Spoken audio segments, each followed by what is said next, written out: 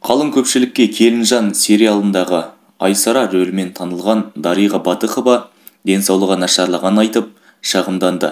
Өнер иесі айналасындағы кей адамдардың денсаулығын тексертіп, дәрігерге қаралуға мүмкіндік бермейтінін айтады. Денсаулық құлағыма сыбырлай береді. Сырын білдіріп айтып жатыр, бәріне стрессті кінәлап отырмын. Жанталас көбейіп кетті. Кей адамдар дәрігерге қаралуға мүмкіндік бермейді. Есегім судан өтіп алсыншы дейді. Көңілдеріне қарап қаламын. Бүгін тұрып өзіме, ешкімнің көңіліне қарама. Етегі жасқа толғанды тыңдама. Осы ісіме көмектесіп жіберші дегендерге, жағдайың менікіден жақсы, көмек сұрай бермеші деп айт, деп ішкі сырымен бөлісті актриса. Ол өзіне өтінішпен келетіндерден шаршағанын айтып, енді тек өзіне пайдалы іспен айналысатын боп шешілгенін жеткізді.